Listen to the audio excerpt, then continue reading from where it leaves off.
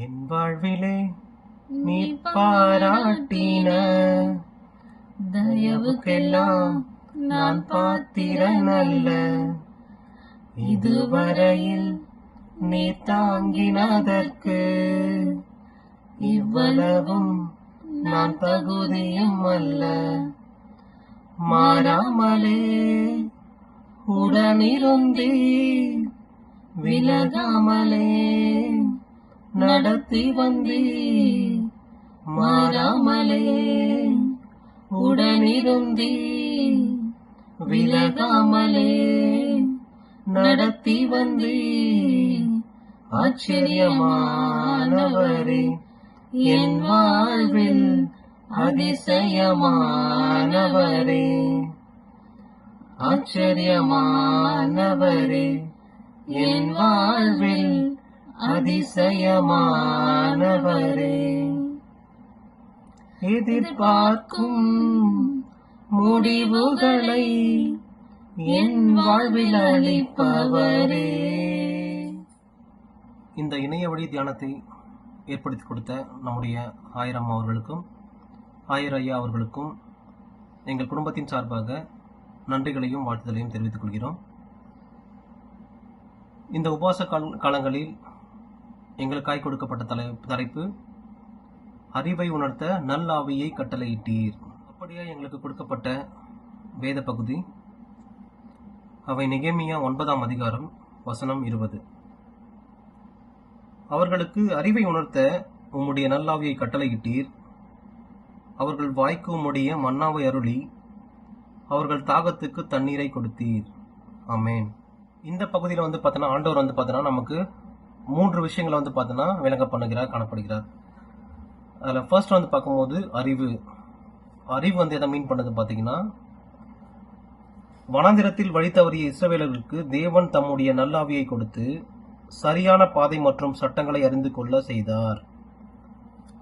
ஆம், கிறிஸ்துவுக்குள் பெரியமானவர்களே, இஸ்ரேல் மக்கள் பார்த்தோன்னா அவங்களுடைய எகிப்திலிருந்து விடுதலை செய்யப்பட்டு அவங்களுடைய நாட்டுக்கு திரும்பி வரும்போது வழி தவறி நடந்து போயிட்டு இருக்கும் போது அவங்களுக்கு தேவையான அந்த பாதையை சரியான பாதையை ஆண்டவராக இயேசு கிறிஸ்து பரிசுத்த ஆவியினால அவங்களுக்கு தேவையான அந்த கரெக்டான வேயை அவருக்கு காமிக்கிறார், காணப்படுகிறார்.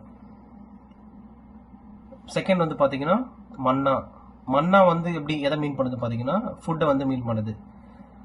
வனாந்திரத்துல பார்த்தோன்னா நடந்து போகும்போது அந்த வறண்ட பூமியில நடந்து போயிட்டு இருக்கும் போது இஸ்ரேல் மக்கள் பார்த்தோன்னா பசியினாலையும் தாகத்தினாலும் பார்த்தோன்னா எல்லாருமே பார்த்தோன்னா சோர்ந்து போயிடுறாங்க.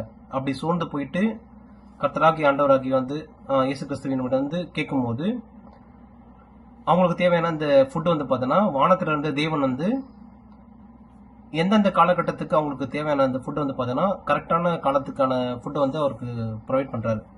ஏன்னு கேட்டீங்கன்னா, ஃபர்ஸ்ட் பார்த்தோன்னா மன்னான் ஆண்டவராக இயேசு கிறிஸ்து ஃபுட்டு கொடுக்கும்போது அந்த இஸ்ரேல் மக்கள் பார்த்தா என்ன பண்றாங்க, நாளைக்கு சேமிச்சு வச்சுக்கணும்னு சொல்லிட்டு நிறைய பார்த்தோன்னா அவங்க போய் கலெக்ட் பண்ணிக்கிறாங்க. ப்ரியாரிட்டி போயிட்டு முன்னாடி போய் எனக்கு வேணும்னு சொல்லிட்டு ஃபுட்டு நிறைய கலெக்ட் பண்ணிக்கிறாங்க. அப்படி கலெக்ட் பண்ற இன்றையக்கான சாப்பாடு அவங்க சாப்பிட்டு முடிச்சோடனே அடுத்த நாள் அவங்க அந்த சாப்பாடை எடுத்துட்டு போகும்போது போயிட்டு பார்க்கும்போது சாப்பாடுன்னு சொல்லிட்டு வச்சுக்கும் போது அந்த ஃபுட்டு பார்த்தோன்னா வேஸ்ட் ஆயிடுது.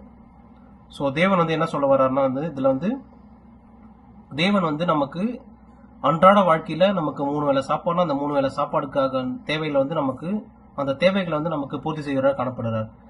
அப்படின்னும் போது நம்மளுடைய அன்றாட வாழ்க்கையில கூட நம்ம கூட என்ன பண்ணோம்னா ஃபுட்டு நமக்கு வேஸ்ட் ஆகாம தேவன் கொடுக்கறது அந்தந்த காலகட்டத்துக்கான ஃபுட்டை நம்ம தேவன் கொடுக்குறாரு. அதை நம்ம ஃபுட்டை வேஸ்ட் பண்ணாம ஸோ அன்றன்ற தேவைகளை நம்ம பூர்த்தி செஞ்சுக்கணும்.